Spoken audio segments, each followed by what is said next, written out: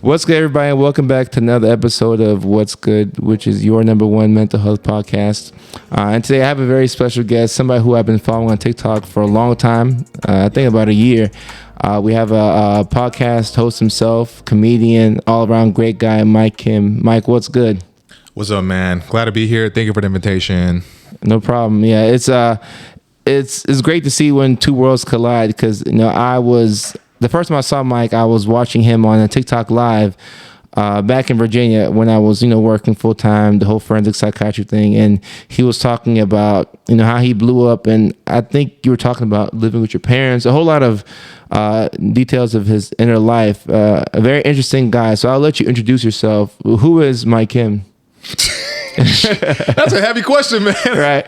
I don't know. I'm stand-up comedian, but I'm more than that. At the same time, I'm not just don't put me in a box. Don't put me in a box. You can't put you in the box, yeah. Yeah, because I'll climb right out of it. I'll break the box down because we think we're stuck in a box. Right. But it's just made out of cardboard. Right. We could push it down. So, yeah, stand-up comedy. I've always been into the self-development and mental health thing. Right. For before it became cool. Right. 12 years ago, I was heavy. I started then reading books. I don't really know how to introduce myself. It's a tough question. Yeah, Korean American. I don't know. Yeah. Yeah. Actor. Yeah, all that stuff. Born and raised in LA, correct? Yeah. My parents were born in Korea. I'm first born in America. Okay, awesome. Yeah. And how did you get started with stand-up? So I know you went to Cal State, correct? Yeah, Cal State Northridge. Right. And what were you studying, and why did you decide to go into stand-up? Well, what I studied at Cal State Northridge was accounting and then business management. Okay. And then I moved to communication studies because I found out that because I failed accounting so many times at the community college, I was already screwed. But I didn't know that, so I wasted a year of tuition. Wow. On that. But also, I didn't even really want to do that. I just did it because... Was it your parents or Yeah. I mean, literally the last time I saw my dad before he died in a car accident was he gave me a folder. Sorry, and it says, thank you. I mean, well, I don't know why it said thank you. I don't know. I mean, yeah, I appreciate it. But it said accounting and why I should do accounting. So he gave me this last goodbye of be the best fucking Asian person you can be. But that is not who I am. So that led me to a lot of, I never really liked doing that stuff. Right. I was always a true to heart creative. Right. But when you're born in an immigrant family, even it doesn't matter if you're Asian or Ghanaian. Ghanaian. I was Ghanaian. Right. Similar thing. They want you to be. I know exactly what you mean. Right. So, yeah. Accountant, nurse, lawyer, doctor, engineer. What are the other careers that you have to pick? In lawyer. Yeah. Anything that is kind of prestigious. Exactly. And I think for me, I think my parents wanted us as kids to be in these prestigious careers because they came here and, they weren't much of anything in the States. Whereas back home and, in Ghana, they were important people. But you come to the States, that start all over. So you want to see your kids on the highest level, I think. I'm not sure if that's, would you say that's how it is in your culture? It's that, but at the same time, a lot of times they're not that. Right. The parents aren't that, but they're more worried about how other people view them. So it feels like... That's the thing, yeah. Yeah, because it feels like, they just want just the best for us. Look, guys, our parents are humans. Yeah. Okay? They don't only want the best. They want the best for them. For them, yeah. So they could tell. So they're not ashamed of you. Right. So they could talk to their, friends, friends and shit about Michael's doing this now. Or just whatever. It's just, and that's something that it really sunk into me that our parents are just like us. Yeah. Instead of looking through the lens of parents, it's through the lens of human and looking at them as just people that are imperfect, that have issues, that deal with envy, jealousy, even to their own children. Yeah. That's a thing. Yeah. A lot of parents, of course, you want to live vicariously through your kids and you want them to achieve certain things, but sometimes they outperform you, they get to a higher level and they're humans too. Like you said, they can be jealous, or you're going to have the full spectrum of human emotions, so you're 29 and, were you 29 when you shifted into comedy? Yeah. So when I left everything, it was right like a few months before my birthday. 20 is when I really left everything, and 29 is when I started. Yeah. Okay. In that summer. Yeah. So you were an accountant, or you had a degree in communications? I had a degree in communication studies, Right. and then I got into digital marketing. Digital marketing, got it. Yeah. And you hated that? Yeah, because I was just being on a computer all day. Right. You know, like literally all day. I'm an entrepreneur. Right. Right. But when you do things that go against your true purpose or whatever Right. you enjoy, that is your strength. You start to wither away. Yeah. You know, your soul starts to suffocate. Right. You feel like you're denying yourself. So why stand-up comedy? Like who was your inspiration growing up? Eddie Murphy. Eddie Murphy was very funny. Well, here's the thing. I grew up watching a lot of black sitcoms. Okay. I would be left at my grandma's house. I'd watch Hanging with Mr. Cooper, Smart Guy, Fresh Prince, Steve Harvey Show. I didn't know what I was watching. I didn't but it made me laugh, and I was really into it, and I loved the dynamic within the family because Asian families are so, kind of cold and not warm like that. So I was like, man, I was like, I want to go to a barbecue. I always, I want to go to a family barbecue. It's your formal invitation. You're welcome to the cookout. I would love to go. I want to go to the cookout, man. You're welcome to the karaoke, man. Hey, I'm down. I'm down. We'll do it. That's a promise. But yeah, and then that also, even when I'd watch like stand-up comedy when I was a kid, I'd watch BET. Oh, okay. Bruce, just fucking everybody, right? Right. Yeah. All them. Patrice O'Neal. Well, Patrice, I didn't fully understand his comedy until I got into stand-up. Well, and then I started watching his stuff again when I got into it. But Patrice is one of my favorites. Yeah. As a stand-up comic, and as a fan. But why did I say all that? I don't even remember. You're talking about how you got into comedy. You talked about watching the BET sitcoms and that stuff actually. That stuff it influenced me big time, for sure it did, because I would see Comedy Central and the other comedians. There's a very big difference between like black comics and then like other comics. Black comics, they go bop, bop, bop, punch, high energy, and that's what always kind of drew me in, because you struggle with ADHD. Yeah, I did too. Like I had all that, but that kept my attention. Got it. Okay. You know what I mean? So, anyways, fast forward to now, or not now, but maybe like 10. No, not even 10 years ago. Let's just start. Yeah, when I was a kid too, the only time I felt normal was when I would make people laugh because I was so shy. But when I felt comfortable enough, I'd make that focus on that one person. I would do anything to make them laugh, because I didn't like myself. Right. I hated myself, and I was scared all the time. Oh, okay. So that was like one thing that never really left, is I liked making people laugh. So, and it's funny because I've been going to a couple of comedy shows out here in LA, and whenever I go with my friends, one of my friends made a comment. He said that, I bet when a comedian makes the whole crowd laugh, that's like the highlight of their day. Yeah. Would you agree with that? Yeah. Like when you get the biggest applause. When you're making this audience laugh, right? It's this synergy, and you just feel like, kind of like Venom, like you're that dude and symbiote, but you're together. It's just perfect, right? And it's a flow. There is nothing like that. Nothing better. And that'll just keep me going for days. I was just like, that's awesome. Yeah, it's a nice feeling. It's very nice. So tell me about your first stand-up. Was that here in LA or somewhere else? Hold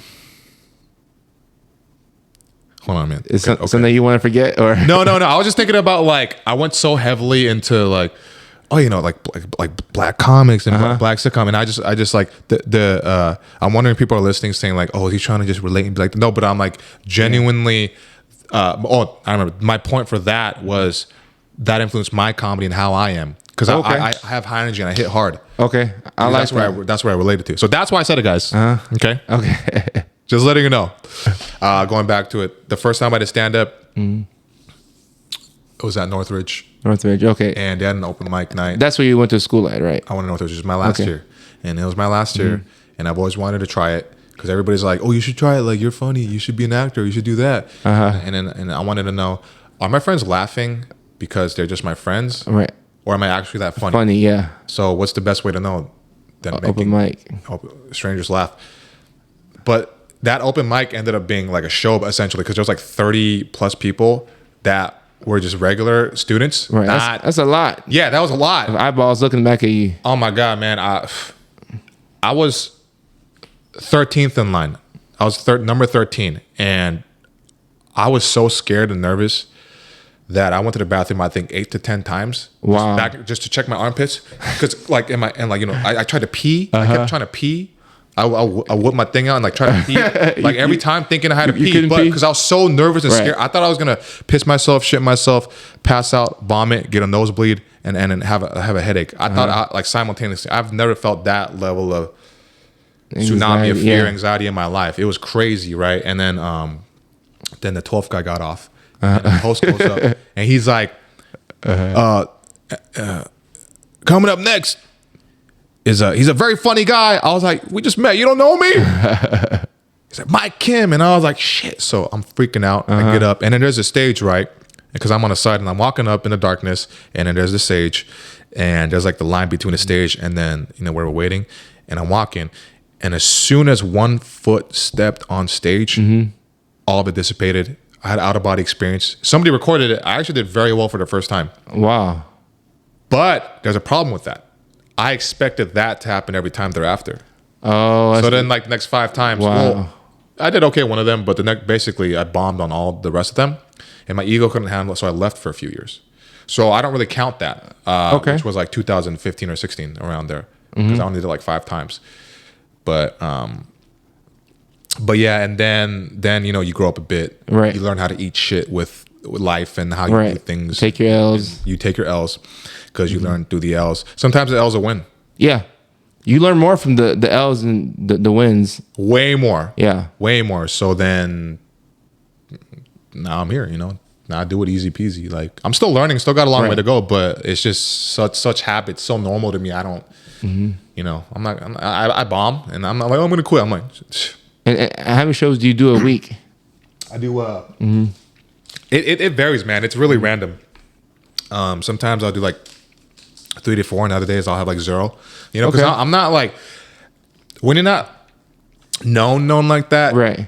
You kind of you got to depend on your network or just kind of random people that see you. So it really varies. It can be dry season or it can be a lot. Right. And the thing about stand-up comedy is, especially with mental health, I think I've always thought to myself, because one of my favorite comedians of all time, Robin Williams. Yeah. I love Robin Williams. So a lot of times, like with stand-up comedy, I would think to myself, like, is this, like, what's the link between like a depression and anxiety and stand-up comedy, or choosing that for a career? Because a lot of times, like, that high from making people laugh, because a lot of times with depression, a lot of times people, you feel worthless. But when you can make, if you can make Barclays Arena laugh, like that feeling, or if you can, like Robert Williams, I didn't know he was struggling silently, but I used to love Mrs. Doubtfire growing up, and he would be in all these different movies. And I'm not sure, like, as somebody who does it on a day-to-day basis, and so many other comics, you think that stand-up comedy is a way to get through mental health issues? No. No? If you're depending on it, it can actually hurt you. It's a double-edged sword. Oh, wow. Because then you chase the laugh, and when you don't get it, you feel worthless, and you can get depressed. Now, I don't feel that way, because here's the good news about me I'm 32 now. About the good news about me getting into all this stuff at 29 was I had time to figure out like a bit more of who I am before you got into it. Yeah, I learned tools to deal with anxiety and just other things, and it made it easier to not place my self-worth on a laugh. Now, in the beginning, I initially did, but I was able to get over it quicker than somebody who may have started earlier, or somebody who never really learned those tools. Right? They don't have it at the disposal. Yeah. So the good thing about stand-up is we're very introspective. We always have to think about, why do I feel about this thing? I'll talk about that, like anger or sadness. I've seen that. Right? Or being vulnerable, putting it on stage.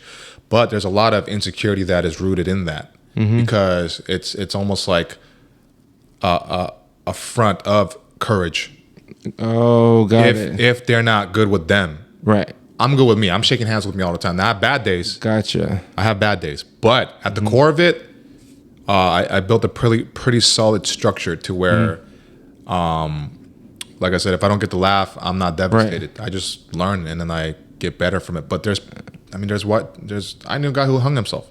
There's comedians. There's a lot of comedians that kill themselves. There's a lot of comedians that depend on drugs and alcohol just to sedate whatever it is, even when they're on stage, off stage and on stage. Right. So, you think there's some imposter syndrome going on with? Yeah, for sure. Like you feel like you have another version of yourself which can pull some things off, but you don't think you are worthy of being in certain spaces and doing certain amazing things because you don't feel like you are who you say you are, in a sense. Yeah, you can feel out of control in your own life. When you're on stage, you're the guy. Right. Off stage, you can feel really out of it. And if you don't know how to separate that and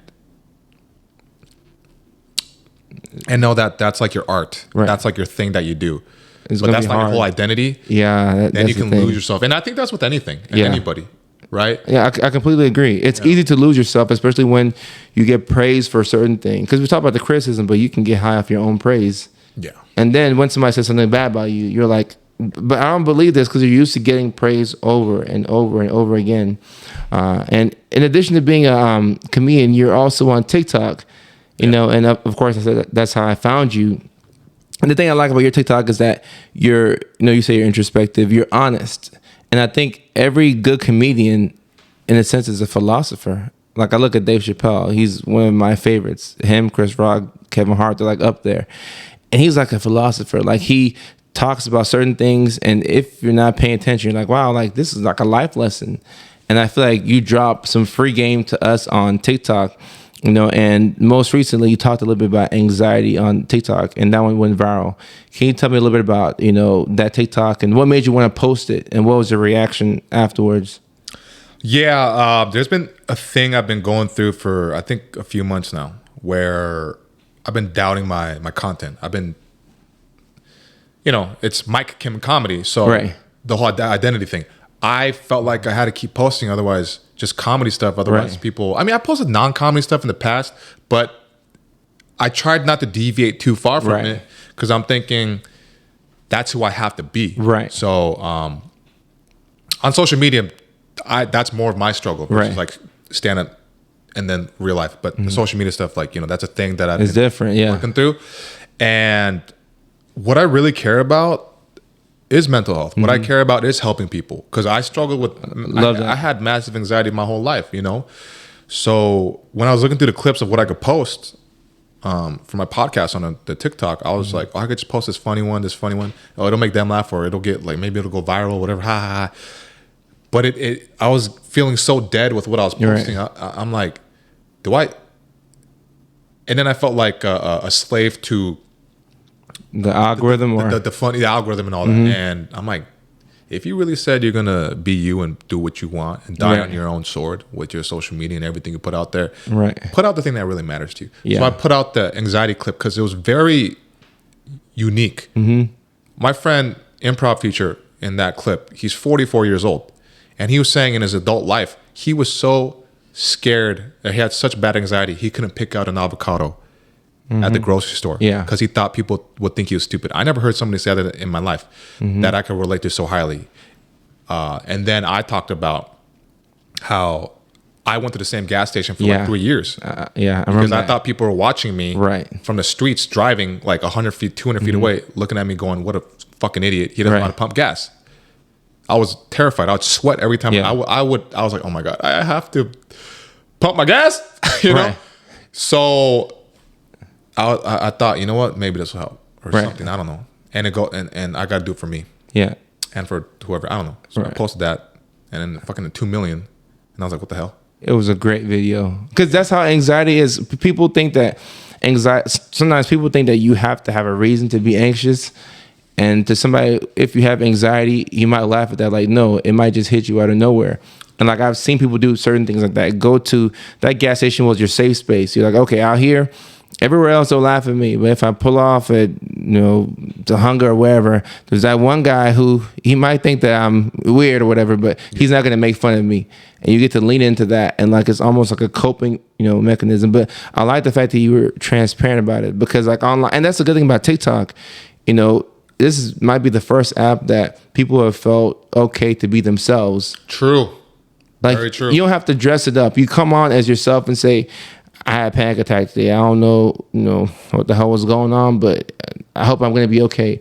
And then you have 30,000 people who comment and say, oh, I went through this, I went through that. And it gives that feeling of like belonging, because when you're going through it, you feel like you're the only person that's going through it. Mm-hmm. And then you're going to be like, oh, wow, I must be a weirdo. I must be like, unhuman, because nobody else goes through this same thing. But then when people are going through it, you almost form that community like, oh, wow, like you do that too. And then people are able to live as themselves. And you don't have to have this other version of yourself, which every day you wake up, you put on this other version of yourself. They go out and do life for you. You come back home and you take out the mask. Like, all right, I can be myself. Yeah. Like, you can be yourself on a day-to-day basis on TikTok. I haven't seen that thing anywhere else. No way. It's very unique to TikTok. Yeah. And, the thing you said about the people relating, I read some of those comments on that video. Mm-hmm. People gave examples that were similar, if not on like another level. And I was like, dude, we're all going through it. Yeah. It's like, it made me have more empathy towards the world, because it's so easy to judge somebody for maybe like at a cash register, right? Yeah. The person who's doing them at like a grocery store, mm-hmm. and then they kind of like look at you funny or whatever. Mm-hmm. Whatever. It might not always be that they think, like, I could look at this person and be like, oh, it's because I'm Asian or something. Right. It could be that they're having a crappy day, or maybe they have anxiety at that moment for whatever reason, and it's coming off in a weird way in their body language. But we don't look at that. Yeah. Right? We kind of, especially now, it's so divisive. It's if you're this, you're that. Yeah. If you believe in this, you're this. If you have a small opinion, there is no in the middle. Right. Which is, there's a lot of gray area in these things. Right. But now it's too black or white. Yeah. And that's kind of how I caught myself thinking as well. They're doing this, and I'm feeling a certain way. Thus, they are a shitty person. Yeah. And that circles back around to, they made me feel bad. Yeah. But it's not really that. Right. It's being able to look at somebody on the other side, and at least if you can figure out why they did something, you might not agree with it, but try to empathize. It's hard. Like, for example, when I first moved to this spot, we had 3 guys. I saw them on camera. They figured out how to get into my garage with a coat hanger, believe it or not. Wait, hold on. Wait. People broke into your house? Yeah. Wait, how do they even know where you live? Is it because TikTok? No, not through TikTok. So I had 2 electric bikes, right? And my brother was in town. My sister came in town, right? And she had been going through it. So I'm like, you know what? We're going to ride electric bikes around LA. We're going to have a good time. So we have 2 electric bikes. I go out and buy a 3rd bike. See, I got a discount on the first 2 bikes, but I buy a 3rd bike, maybe like $1,800. I'm like, you know what? I'm going to have this bike for years. It's a good investment. Anytime I make a major purchase, I try and justify it. And I try and call my dad, well, I'm going to use it for this. So that way I'm not just spending money. We rode that bike up and down Ventura, just having a good time. We get back home, and I didn't have that 3rd bike for less than maybe 10 hours. People were watching. I guess people watch LA. Somebody knew exactly where to come to. They knew to go to this private street. They knew exactly what to do to come and watch me. So they got into the garage using like a coat hanger. They took the 3 bikes. And the next day when I opened the garage, I was devastated. You call the LAPD. I'm pissed. I'm calling my mom. And to get from the garage to inside the house, like, is locked.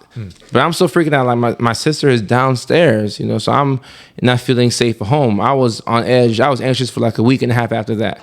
You didn't feel safe. I didn't feel safe in my own home. Yeah.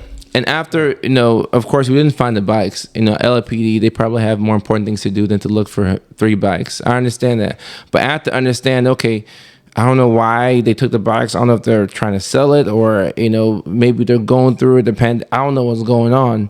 But I had to extend grace towards them. Now, if we find the bikes, best believe I want the back. I still want the bikes back. But I have to understand that it's not all about me. And, people are going through things. And people are going through things that they can't speak of. And they resort to these things, And I'm from the South, like Georgia. Like, if you break into somebody's garage, you might not make it out alive. So me being new to LA, I'm like, oh, people do this. Like, but then again, I don't know, like, I don't know what the lay of the land is. I don't know how things have been. So you just have to like understand that people are going through things, and you just have to, if you can forgive them, forgiveness is for yourself. Yeah. I tell people that all the time. I'm forgiving them for myself so I can make peace with it and move on. And like, one of the things that we used to teach your patients back in Virginia, radical acceptance is a part of dialectical behavioral therapy. I just radically accept everything for what it is. If it's good, it's great. If it's bad, it really is as bad as it was, and I just accept it and I move on. And it's easy telling somebody that, but when you lose 3 bikes, and that was like my mental health break every day. Like, you don't have to ride them; they're electric. You just hit it. You just kind of fly through the streets. Like, that's how I would de-stress. Man, you must have felt so free with that wind hitting you. I know. I didn't have to do that. I don't want to. I know. I made you miss it. I wasn't trying to do that. Yeah. But I imagine myself right because I never have. Mm-hmm. But sometimes when I'm walking and the wind's hitting me the right way, it's just the best. Like, feel free. I felt it's a top 5 feeling, and I don't think I'll get another one in LA. I don't know if I moved from here. I just don't want to bring attention to myself, but I might go rent the bikes out somewhere. It's just the best feeling ever. But I have to understand that, people are going through things, and even during the pandemic, I learned a lot about myself. And I found your content through the pandemic, and you were talking about dating. You had the Fuckboy series, and you were I think you're the first person that was accountable when it comes to dating. And we talked about this off air. Like, you see the women say men aren't shit, and then the men, would say never trust a woman. We make these big absolute statements. I'm like, all right, where's the middle ground in this? And you came on TikTok and you said, this is what I used to do. And I had never seen something like that. Can you take us through like that series? Yeah. And what the response was on the back end? Yeah. I like talking about it now. I'm open to talking about it now because before those videos blew up so big, it was a whole series, like 12 or 14, I don't know, where I can't tell you how many people asked me for dating advice. And then people were like, I'll pay you. And I was like, guys, I'm not a dating guru. People wanted to pay you. Yeah. They were like, I'll pay you. Wow. And then every question was, can you help me with this dating thing? Or like, how tall are you? What's your zodiac sign? Like, girls would hit on me too. Literally, it got to the point where I kept saying, I can't even, I would be like 5'10" and a half without shoes. And there was regulars that would attend it that would start answering for me.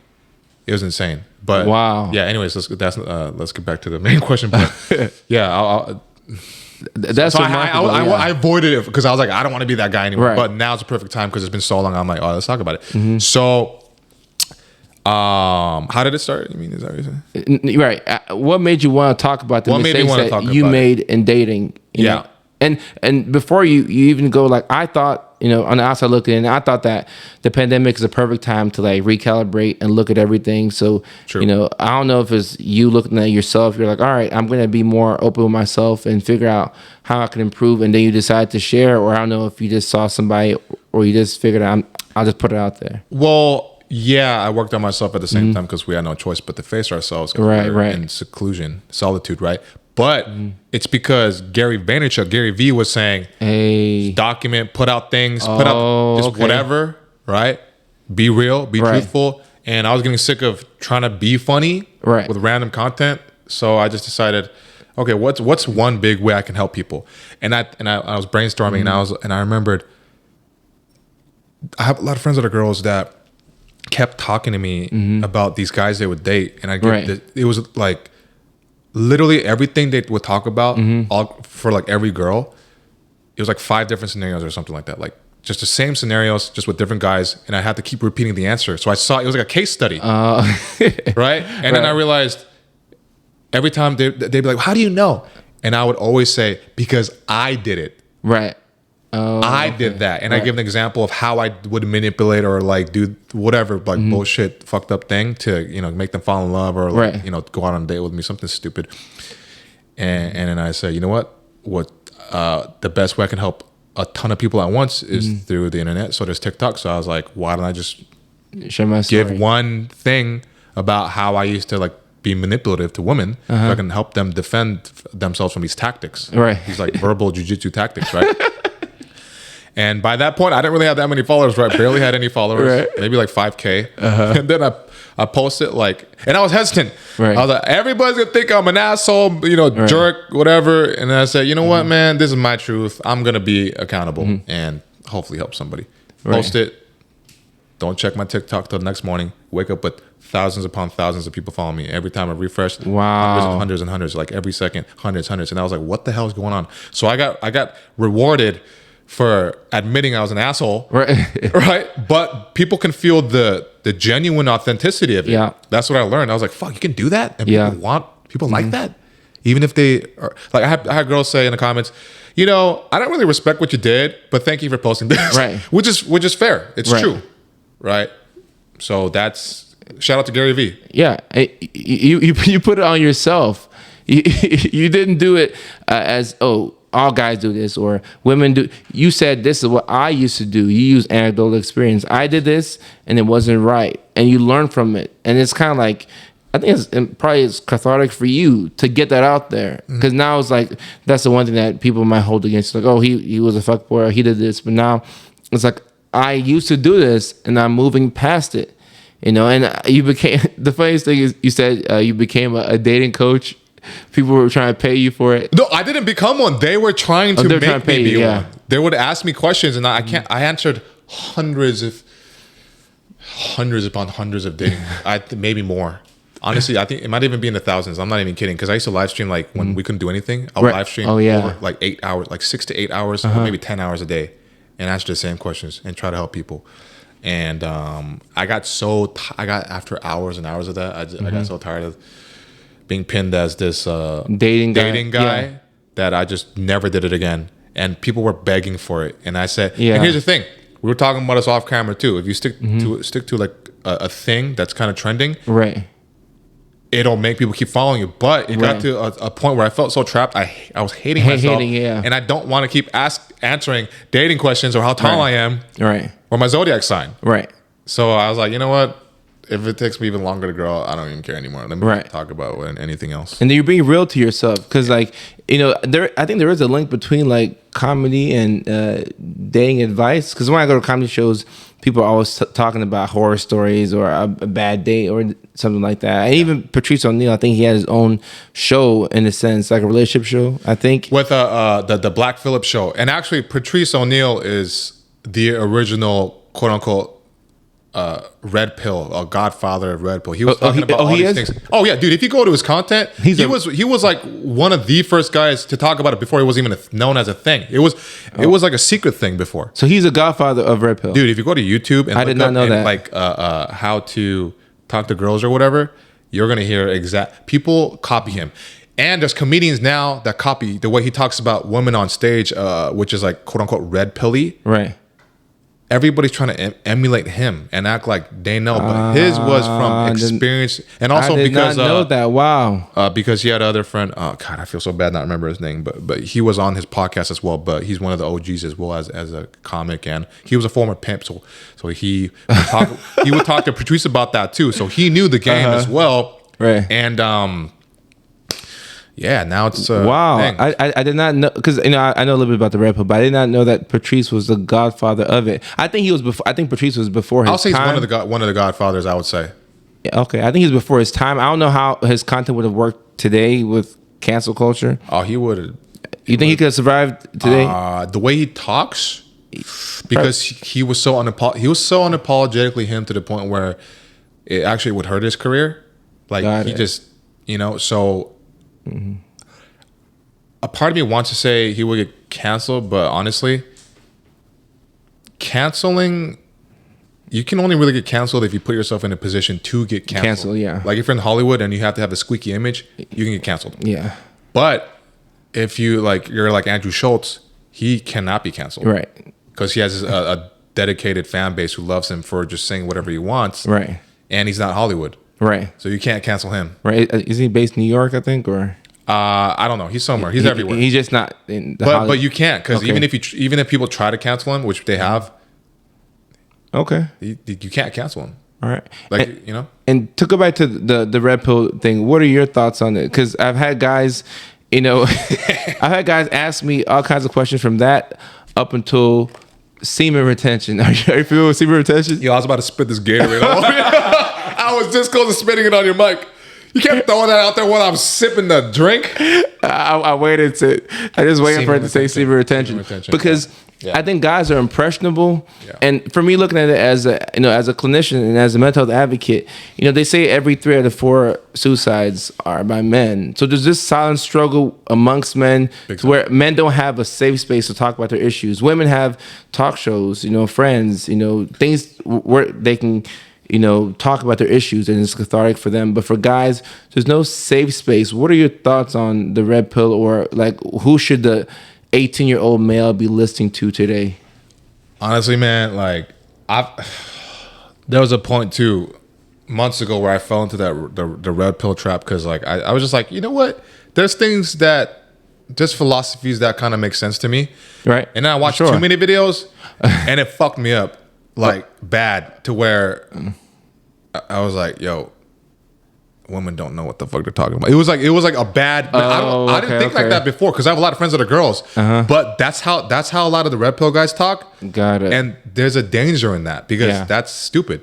That doesn't. I completely. You know what I mean? I'm glad I got out of that because that's also the danger of being placing yourself in a box of red pill, which is like if you guys don't know, the red pill is like the whole like being like woke from women and understanding like the real thing about their biology, just whatever shit. And then there's like the blue pill, which is like those relationship beta guys that they say, and then there's purple pills in between the two, and then the black pill, which is if you get too into the red pill to where you're so far gone, it's just stupid. There's a black pill. There's a black pill, which are the guys that are so like they turn to hate for women. And they don't even want to be around them. I didn't even know about the black pill. Wow. Yeah, which is like next level stuff. So like, I got caught up in watching these fucking YouTube videos, and then it made me start to feel. It started to replace my thoughts, and I'm like, I'm not like that, right? Yeah. Because humans are too complex. There's too many like scenarios, too many situations. What if you're dating the same type of person because you don't know any better? You should be looking within yourself.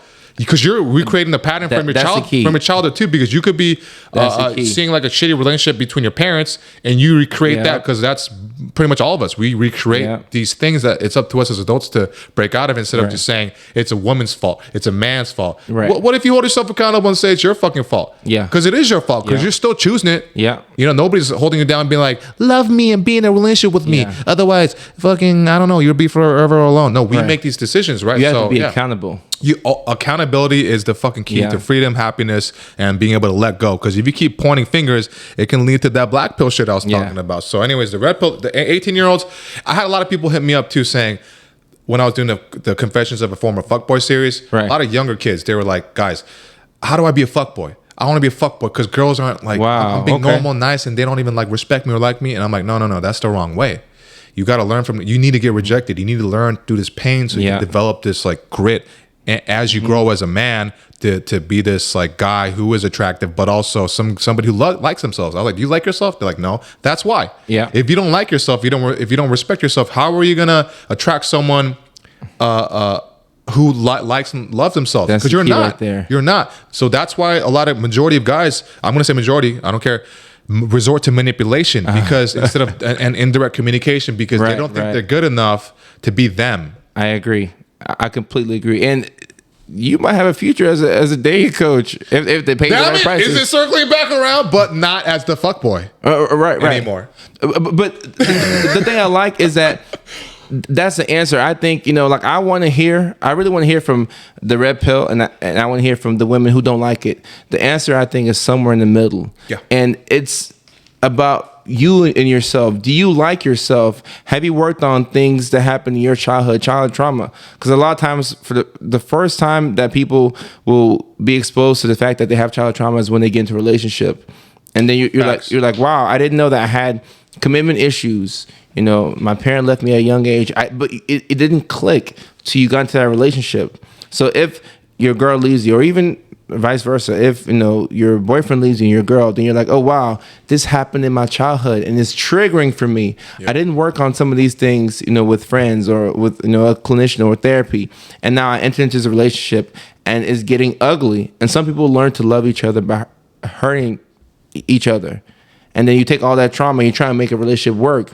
and then if it doesn't work, then you resort to the internet, and then you hear from people, and then they might project their experiences onto you, and then it gets dangerous because then you're like, all women are bad, and I think if you can understand that things are nuanced, and you can take the good out of here and take the good out of there, and work on yourself and get professional help. It could be helpful. But for the younger generation, like I always, because my analytics, 79% of my followers are women, 21. Wow, 79. Yeah, on Instagram it's over 80% are females, and less than like 19, 18 are males. So I'm always trying to figure out how to get to the guys.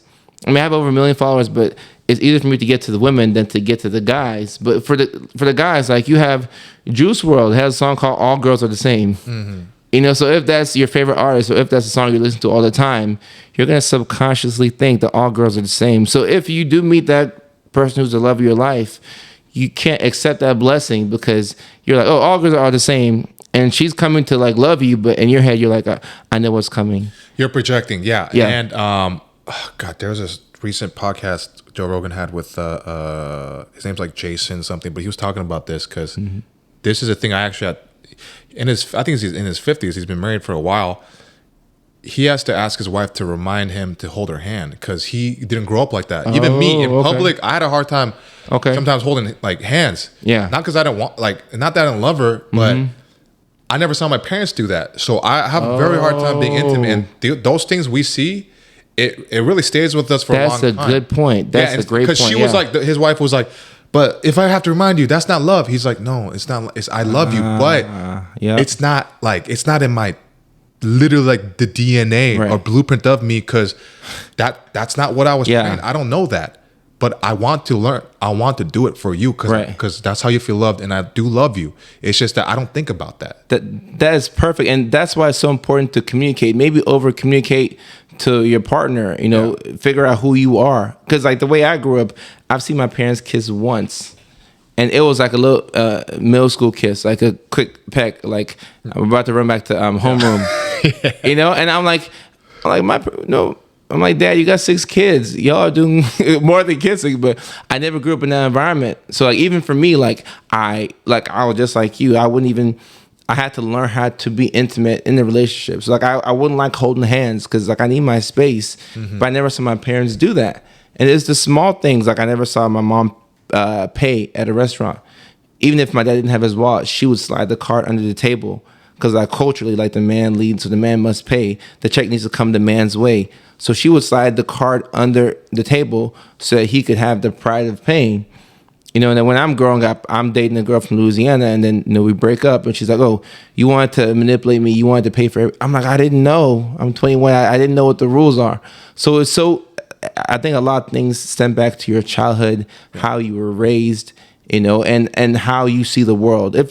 Think about it. If you're in your 30s now, if you marry somebody next year, or if you meet somebody in December, you marry them in a year or two, you're marrying them, you're 34, 35.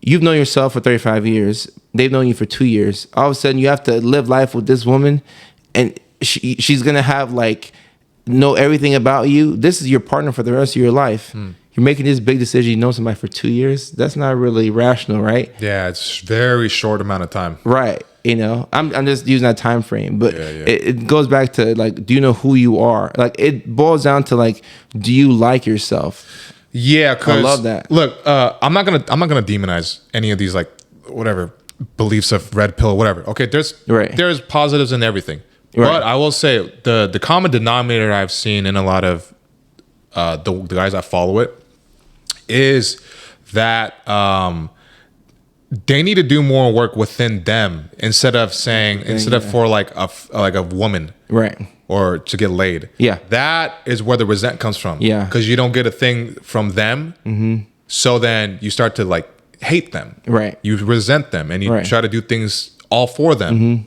good and bad. So basically, all your power is essentially, funny enough, it's the red pill, or the whatever type of stuff is we gotta, as men, we gotta stay strong. But it always circles back to, so we can get the girl. So are you really in power? Yeah. Are you really in power of yourself? Have you mastered yourself and your emotions? Yeah. Emotional centeredness, emotional intelligence. You know what I mean? What do you do for hobbies besides trying to go out all the time to get? Yeah. You know how many guys I know that would go out every weekend to get drunk, to forget about how much they hate their job, and to try to get, laid Right. to forget what happened and to feel like they have conquest, to feel like they succeeded in something because they don't feel like they're succeeding in their career. Yeah. And they don't like anything that they're not passionate about Yeah. it. And I remember one day I would, years ago, I'd be like, I wanted to talk to one of the guys, actually a couple of the guys. I was like, but one example, I said, hey man, you do this, you go out and all that, but I could tell, man, I think you're just lonely. And What do you say? and then you got all these girls, but you're just lonely, man. You're actually really lonely. And he was one of those like fuckboy guy, like all the girls wanted. And he's like, yeah, you're Right. really tall, like 6'5", all that shit. He looked at me, his expression changed, and he was like, yeah, I think you're right, man. You're right. Like that. I could see right through it. Yeah. How? Yeah. Because the fuckboy stuff, I talked about myself because I saw myself in what I did in his actions. Yeah. You know what I mean? So a lot of guys do that out of, we think we have to do that. Right.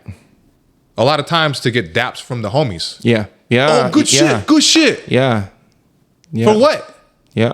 To continue to be miserable and like, Right. you know? Right. I went on a rant right Yeah. there. No, that was look, I played football in high school. Yeah. I remember talking to girls, not because I liked them, but because I wanted the approval of other guys. Isn't that weird? No. You're not even doing it for the girl. You want other guys. You want the quarterback of the team to know, oh, you can get girls. It's such a perverse way of thinking, but it doesn't end at high school. 25, 35, like It keeps going. Yeah. So again, Wow. so you added another thing. It's not, the actions of men wasn't just for the females or Right. whoever they're attracted to, but it's also their fellow peers. Yeah. Yeah. So then they feel sandwiched and trapped, yeah. which makes them resent everything in the world Yeah. and take it out in whatever way. Right. Right. So Yeah. you brought up a really great point about that. Yeah. Caring about other people's opinions. So much to the Yeah. point. That's why it's a lot of that stuff is rooted in insecurity. Yeah. What? So you feel like because you didn't have sex in like 6 months, you feel like your friends are gonna think you're like a loser, or maybe, or I think he's gay, or you know how it is, right? Yeah. Like, right? So then I gotta go out and I have to get laid. I have to go to a bar. I have to prove it to them. I have to show them. I kid you not. Yeah. You know, I moved to the States in 1999. The first rap song I heard was The Real Slim Shady by Eminem. So Eminem was like one of my first American rappers I loved. So he would throw the F word out there all the time. Growing up on the bus, the word gay was used as like an insult. So like, I mean, I'm a whole mental health professional now, board certified, but it wasn't until I was like maybe 13, 14, 15 that I realized that people were gay and that was their choice.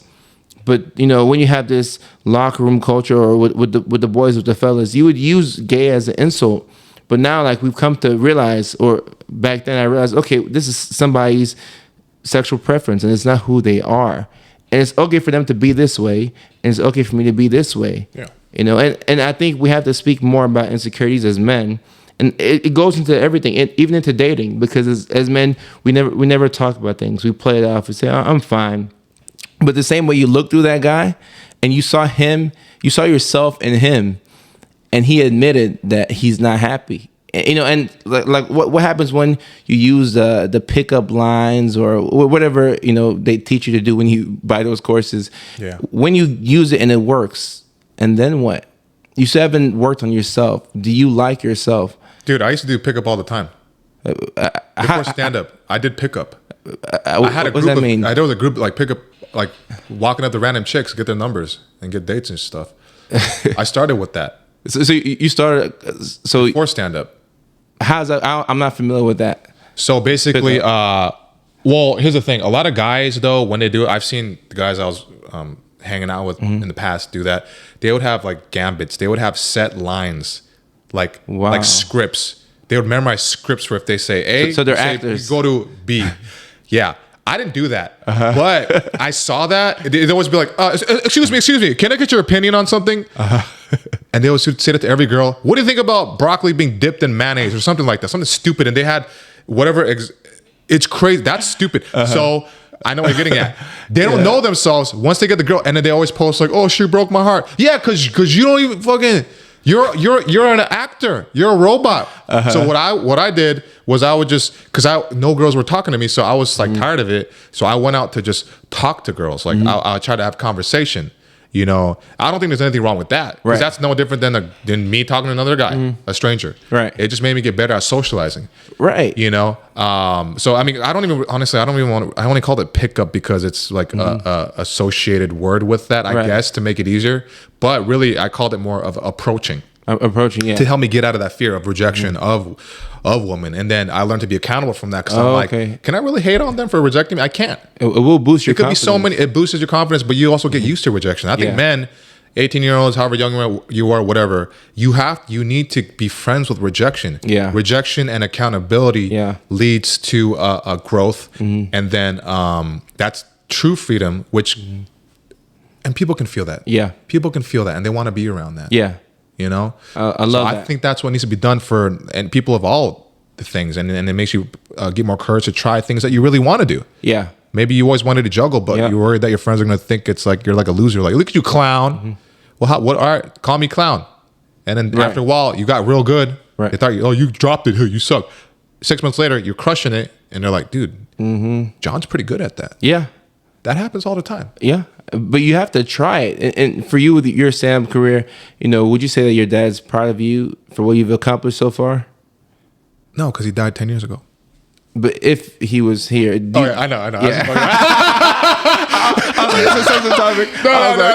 No, dude. I like to make people feel uncomfortable with that topic on purpose. I love it. I was like, I hope I'm not overstepping here. I'm like, no, dude. Like I said, anything goes. I don't care. I don't get butthurt about anything. I think so. You know what's interesting about that?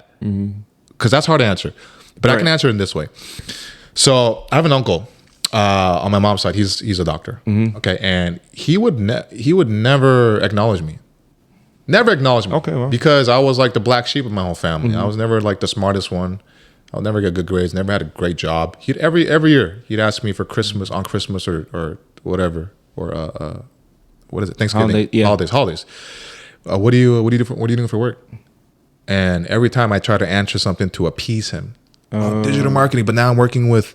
You know, I'm living in a house with my other friends, and it's our own business. So we're entrepreneurs. He's like, oh, okay. That was the first time he was kind of like, oh, I see. But it still wasn't what I wanted. Right. So, but it was better than the previous ones. Because he never acknowledged you for real. Never acknowledged me, man. Never acknowledged me. Then when I decided and I left everything behind to start pursuing my dreams with stand-up acting, all that stuff. And I was like, this is it till I die. Because, I mean, I was going to fucking hang myself before that previously because of, whatever. So I was like, well, I mean, if I was going to kill myself, why don't I just die on my terms and do what I want? Fuck it. Fuck it. Okay. Then that following Christmas, or was I think Thanksgiving. No, it was, we skipped Thanksgiving, it was Christmas. He comes and asks me, what are you doing? And by that point, I already decided this is it. Yeah. And I look at him with conviction, and I didn't shake or waver. I said, looked directly deep into his eyes. I said, I'm pursuing my dreams of stand-up comedy and acting until I die. That's all I said. And for the first time, his expression softened, and his eyebrows raised, and he was like taken aback. He's like, oh, okay. Wow. Okay. And from that point on, he's been seeing how I've changed, just even energy-wise. Just the way I talk, the way I am. Right. And now he's asking me things like how it is. Yeah. Because his wife, my aunt, has been showing him, he's Tic Toc, Tic Toc. People follow him, stuff like that. He does stand up, wow. He's a big Because I've been proving it. Yeah. And I didn't do it for him. I don't give a fuck. You did it for yourself. And he could tell. He could tell finally those shackles, which he didn't really put on me. I put on myself. Okay. Every time I was around him. Yeah. And I just gave him the fucking chain. I always had the fucking key though. Yeah. I didn't know that. Yeah. I don't know. It was self-imposed. So ever since then, the way he talks to me is with respect and excitement. And he'll come, Sandra, I thought, that she's like that famous Korean actor on Grey's Anatomy. I know. I think she has stand up too. I think so. He never talked to me like that. He never give a fuck. Yeah. But I'm broker than I was before doing all that stuff. Right. But I'm building. Okay, I'm building. He's gonna get there. Someday. It's coming. But isn't that interesting? Isn't Isn't that interesting? It's interesting, and I love the fact that you said that, and it's going to help out so many people. And we talk about male mental health, but it's going to help out so many young guys too, because like you want your uncle's acceptance, you want your father's acceptance. Yeah. And that's why a lot of times guys, when they get hurt and they can't play sports anymore, it's hard because when you're playing soccer or football, your dad was proud of you, but you locked your identity into that. You didn't know what else you were good at. So when they ask what you're doing, you're going to say something that is tailored to what you think they'll want. Exactly. Right. So you say, well, I'm looking into sales or to try and get that. Yeah, you sound just like me. Literally, right. The way you said that, the cadence of that, that's exactly. Yeah. Anyways. Right. But then when you stand on your own 2 feet with conviction and say, I'm doing this, then I think that was like your coming of age moment. Like you became a man. Dude. Like you looked them into the eyes and you said, I'm going to do this. And at the end of the day, people respect somebody who leads like boldly, even if you're not doing what they think you'd be best doing.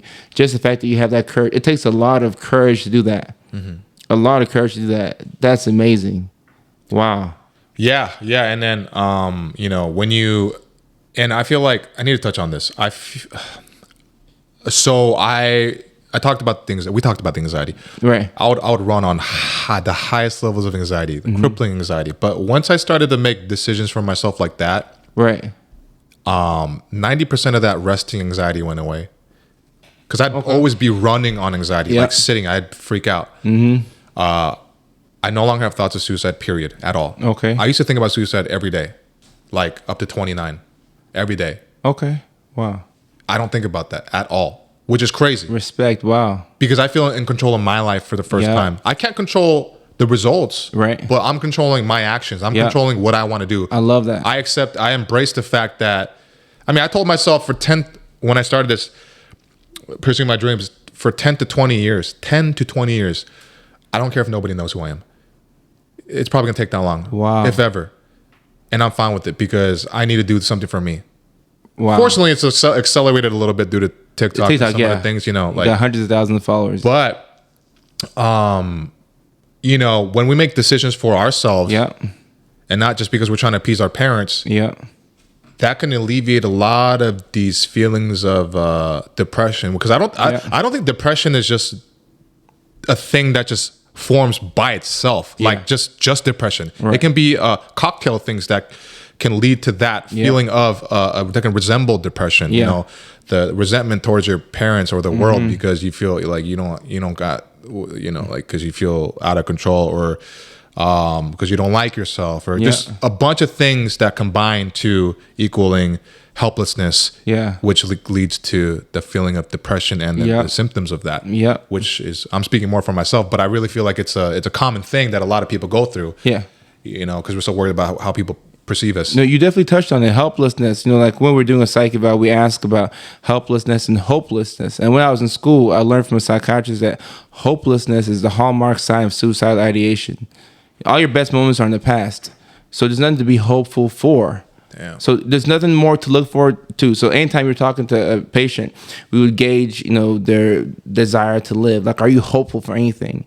And if they're not hopeful, then we're like, okay, there's some red flags. Because if they're hopelessness is the hallmark sign of suicidal ideation. Dude, you made me just remember something that I fucking forgot about. Like, what'd you remember? Period. It's exactly what you said. During that period of time where I was like ready to fucking hang myself, right, a few months before that, I left everything, whatever, the thing to do my stuff. Somebody asked me, what are your dreams?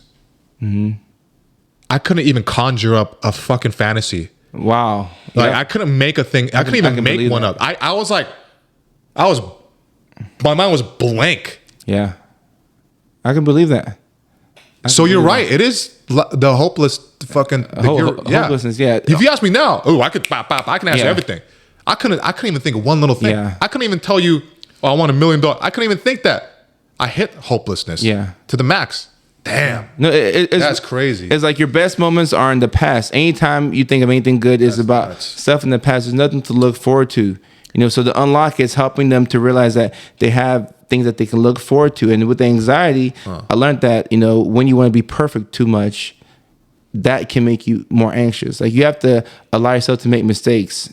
And like by being a stand-up comedian, but even besides that, just your new mindset and mentality that you've adopted, you're allowing yourself to be rejected. You know, it's not gonna, like, one rejection won't be the end of you. You know, and there's a lot of people who live that way to where they're like, all right, if I get rejected from this, I'm done, I'm quitting. You know, but when you're able to take rejection, it makes you, like, you learn so much more, or you know, if you don't allow yourself to keep going, you'll never know how far you can go.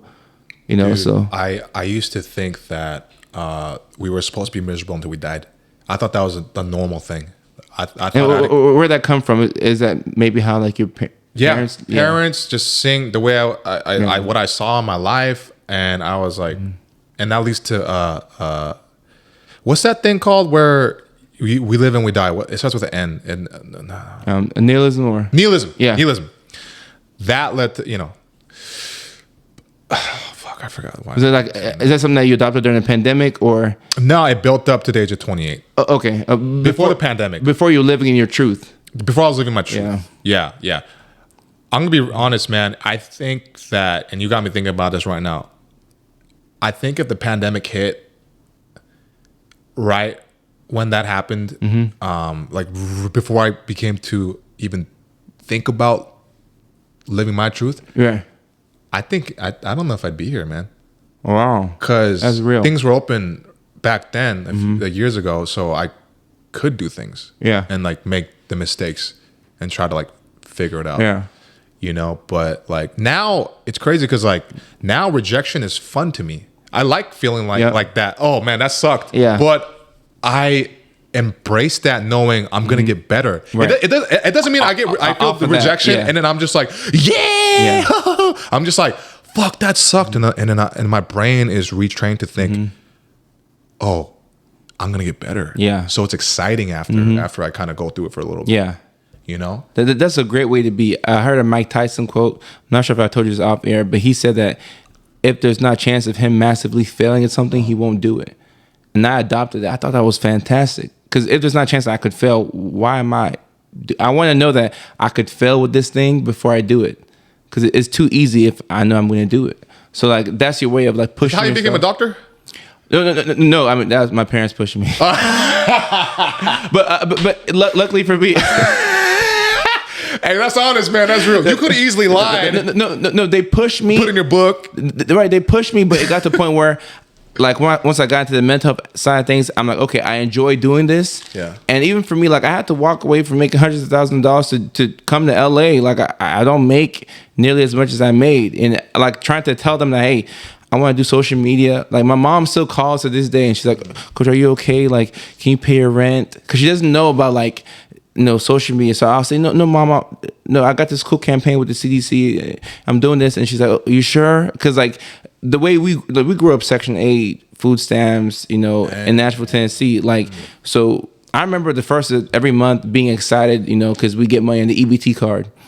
So I was excited. Okay, we can get some food now. Damn, that was your Christmas. Yeah, literally. Yeah, legitimately. Like Christmas wasn't really fun.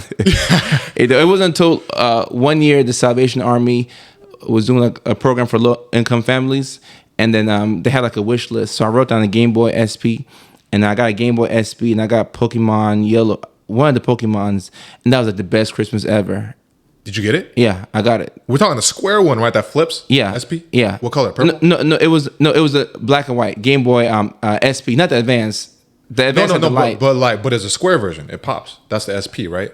It was a green Game Boy. It was like this. It didn't open up as like this. I thought that was the SP. Well, I get confused, but this is like 2001. Because I had an SP. I don't think the one that. Oh no! It flips. It flips. That's it. That's square. It. Yeah. I had a purple one. Yeah. But I know what you mean because a regular Game Boy Advance is purple, but this one, I had purple because I couldn't get all the colors. That was the best. So I remember that Christmas getting that. That was like life changing to me. But like growing up from humble beginnings, like Wait, why was that life changing? Because I didn't think I could have like the thing I asked for on Christmas. Oh, you didn't think it was possible? I didn't think it was possible. Like learn helplessness. Like you're poor. Like that's just how it is. And if you and then you think poor and you stay poor. Right. And it still affects me to this day. Like I have a money insecurity to where like even before I could move to LA, I had to like work overtime. Like I was working in one hospital, I was moonlighting in another hospital. I had to save up enough money because I was afraid of coming to LA and like not having money. Because like, I remember like, you know, having to borrow money from people and our family relying on other families. It was just the worst feeling. So like I understand that that's like some childhood trauma shit for me. Yeah. You know, and I was working through that with my therapist back in Virginia. I'm gonna have to find another one out here. But it's important to like know, like, okay, this is where you come from. And my parents did want me to like, you know, have like a professional career. And now they're starting to like come around with the social media thing. But like you had that coming of age moment when I told them, hey, I'm doing this.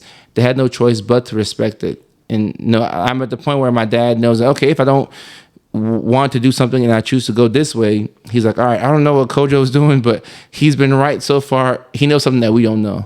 So they respect it. But it's hard for us. I don't want to get into the oppression Olympics and say we have it harder than women, but as a man, like, especially with your father, and like, you know, I'm the oldest son, like you have that pressure of, okay, I have to kind of make it. Oh yeah. It's tough. Yeah, it's tough, and it dictates a lot of the.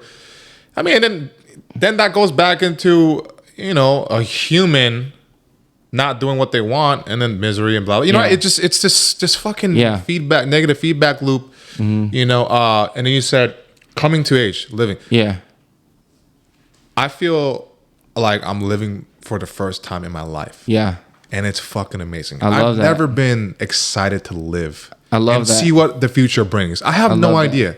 I don't know what's gonna look like. But right now, it's great. I get to meet people like you. Yeah. I get to fucking Likewise. do things like this. I would have never thought this would have happened. Yeah. You know? It's fantastic. So it's crazy what happens when you just kind of put some faith in yourself and do it. And then, I mean, but the way you think with the, you know, saving the money and all that and coming here and doing that stuff,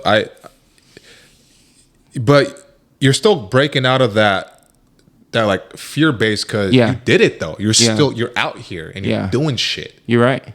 That's a big deal, man. You're right. You can't live off of fear. Like I'm the same way like you. I don't know what's gonna happen next, but I'm excited for the opportunity.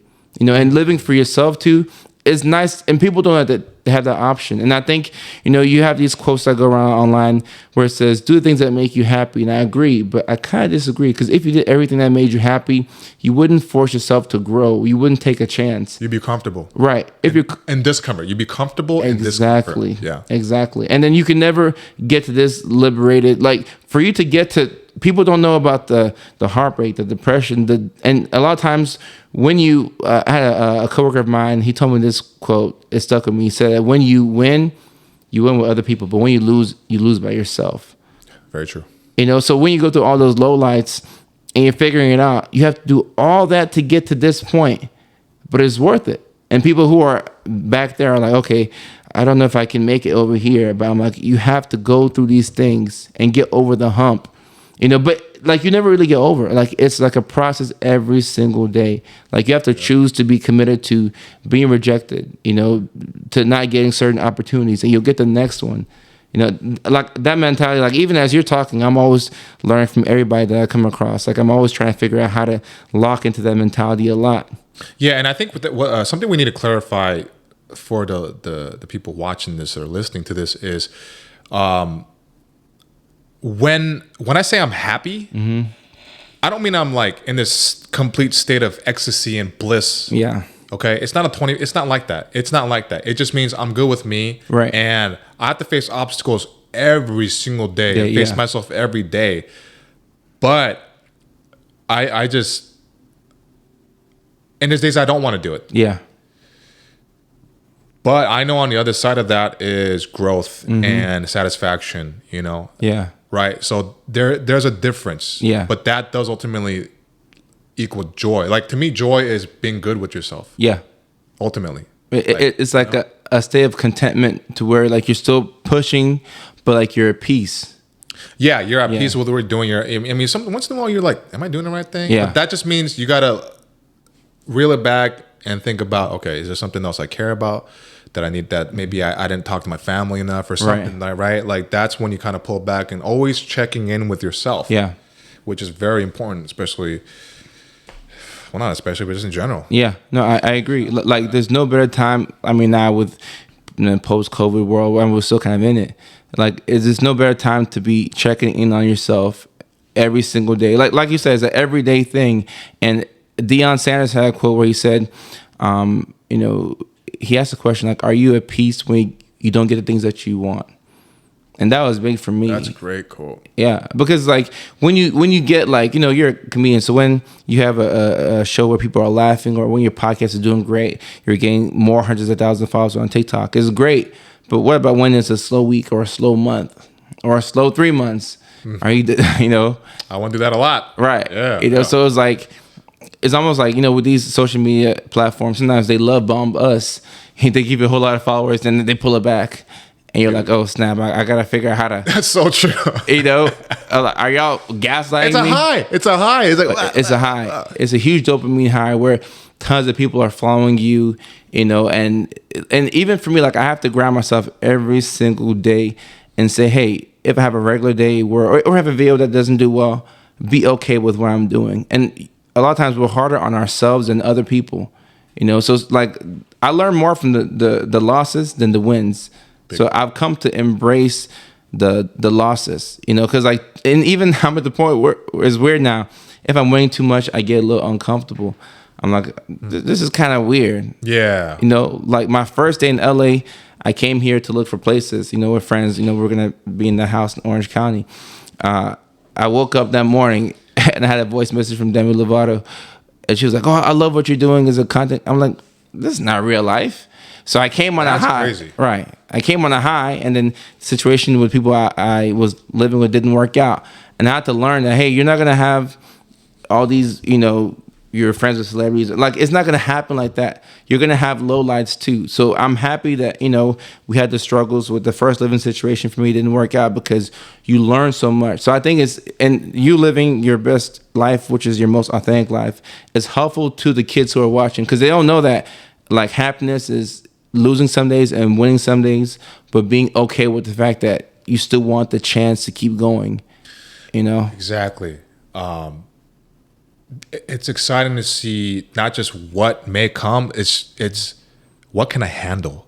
Yeah. It's so cool to watch, and I know you know this for yourself too, the things we can handle now on a mental and emotional level is a vastly greater than before, and it's really cool to see that. And sometimes we don't give ourselves enough credit for that, which is and it just goes back to the whole like, oh, don't ever date women are this, women are dude. Women, there's no as a man, there's no greater test of your mental and emotional fortitude than dating a woman and seeing what you're made fun of with the ups and downs of everything, and being able to work through that instead of just blaming, right? Because we need these type of tests to see what we're made of and to get better. Every relationship I went through made me better, man.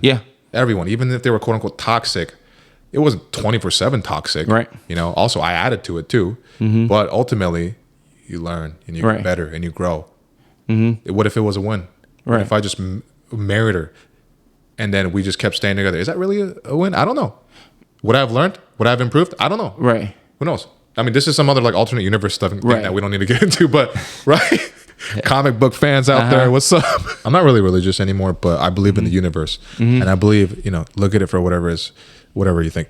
The universe, I believe, wants us to win. It wants us to have the things we want. Right. But the universe also knows that if it just gives it to us, we're going to take it for granted. So it's saying, hey, I'm going to put these obstacles in your way, so you learn the value of it, so you appreciate it even more. Because if I just give it to you, you're going to squander it. And you're not going to actually enjoy it, because there's a correlation with challenge and tough situations and overcoming that, which equals satisfaction and joy. Versus just here you go, and it's like, this doesn't feel that good. So I that's what I believe, and that's what No, I think that's valid, and even with relationships, like, looking back for myself, every relationship I learned something. I came out from each relationship better than I was, and I believe that the women that I dated, I believe they were better for their next relationships. Like I'm not with this whole thing of I want to glow up and make it in Hollywood, make her feel bad. No, like that was what was supposed to happen in that moment, and she'll find somebody better for her. They might not be better than me, and I might not be better than them, but that person's better for her, and I'll find somebody better for me. So it's good to be able to like compartmentalize and say, okay, maybe they weren't right for you, than to just say, all women are bad. All men are bad. You know, you can't trust nobody. Of course, there's some people. Trust me, there are some women who will run game on you, and there are some men who will manipulate. Facts. Right, but you 100%. Can't say it's all like that. All nothing thinking is just not a conducive way for long-term growth. Like, you have to understand that, hey, some people do it, some people don't, but you can separate it. Yeah, just keep it into the song. Right. All or nothing at all. That's okay. Vocals. Right there, right? We don't need to make that in life. Just listen to the song. Just listen to the song. Right.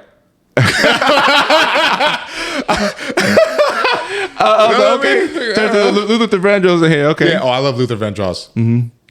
Yeah. Oh, were you expecting me to sing a little? No. Okay. Because you look like it. You were like, prove it. I could do it.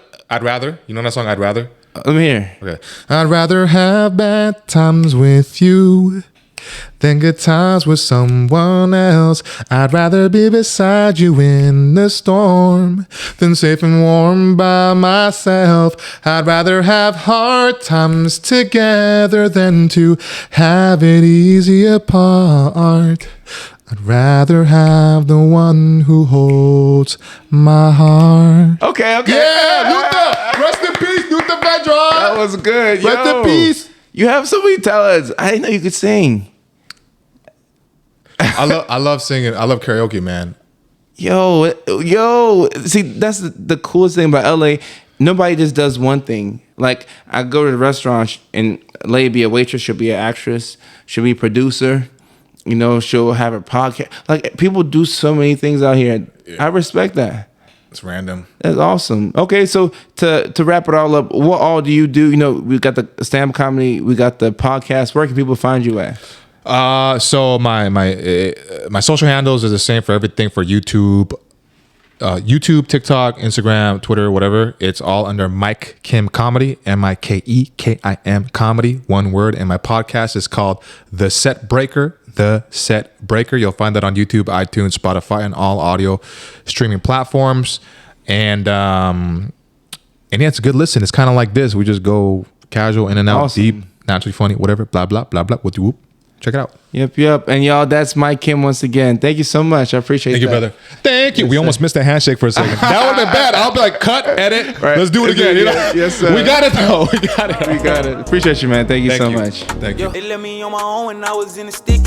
I cut the heat on 350, run the city with my brother in the distance. I pass it, he never miss it. Hey, I just been in it for a minute. I'm loyal, I'm never switching. My brother, he got a sentence. Don't come to me about your feelings. I really ain't tryna listen. On the road to the riches, I promise I won't forget you.